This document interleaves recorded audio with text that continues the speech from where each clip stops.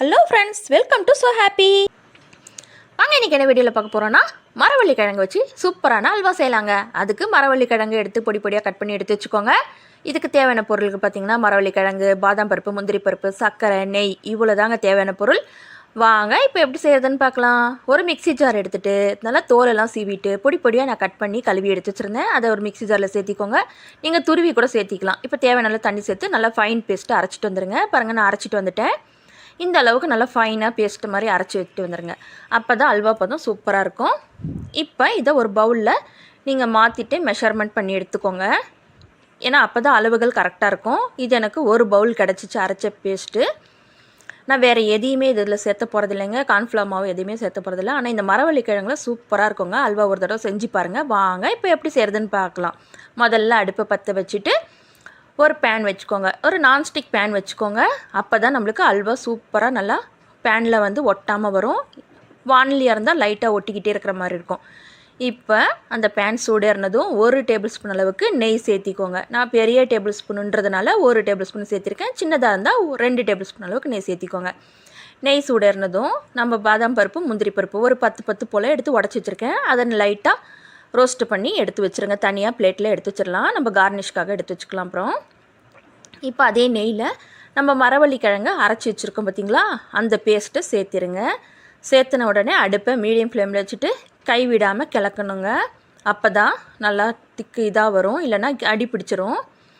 கிழங்கு சேர்த்துன உடனே கிளறிக்கிட்டே இருங்க, விட்டுறாதீங்க. இப்போ கொஞ்சம் கெட்டியாகிற மாதிரி இருக்கும்.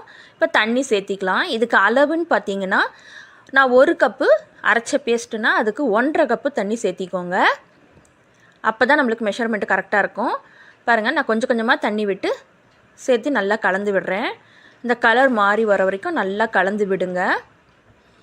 பாருங்கள், இந்த அளவுக்கு நல்லா கிழங்கு கலர் மாறி வந்துருச்சு அரைச்ச பேஸ்ட்டு.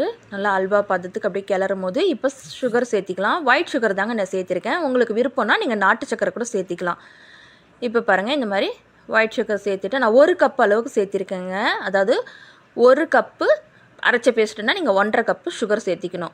எப்போவுமே அளவு பார்த்திங்கன்னா 1.5 கப்பு தண்ணி, 1.5 கப்பு சுகர் சேர்த்திக்கோங்க. இப்போ நெய் 1 டேபிள் ஸ்பூன் விட்டு மறுபடியும் ஒரு தடவை கொஞ்சம் நல்லா கிளறி விடுங்க. திக்னஸ் ஆகிட்டே வரும். மறுபடியும் சுகர் வந்து நான் 1/2 கப்பு சேர்த்திருக்கேன். அதாவது மொத்தமாக 1.5 கப்பு சுகர் சேர்த்திருக்கேன்.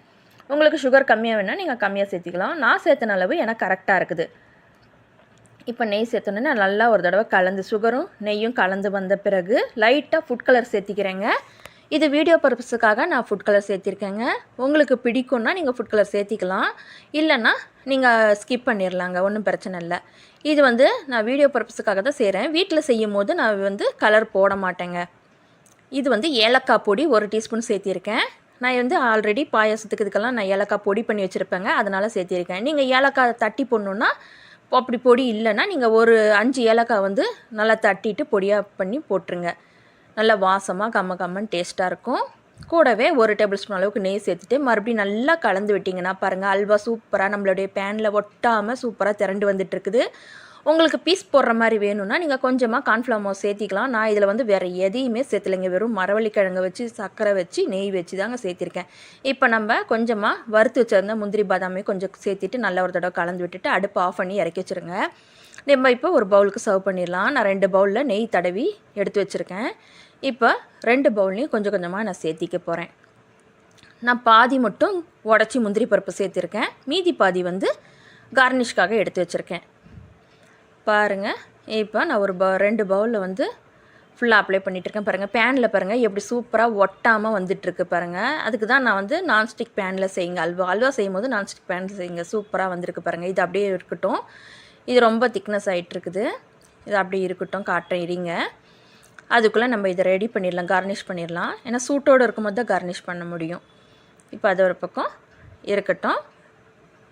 இப்போ நம்ம வறுத்து வச்சுருக்கோம் பார்த்திங்களா, அந்த முந்திரி பருப்பு எடுத்து நல்லா ஃபுல்லாக கார்னிஷ் பண்ணிவிடுங்க. நான் இது கூடவே கொஞ்சம் கலர்ஃபுல்லாக இருக்கணுன்றதுனால இந்த பூசணிக்காய் விதை இருக்குது பார்த்திங்களா, பம்கின் சீடு, அதை வந்து நான் கொஞ்சம் மறுபடியும் எடுத்து வச்சுருக்கேன். அதையும் வந்து சுற்றி கார்னிஷ் பண்ணிக்கோங்க.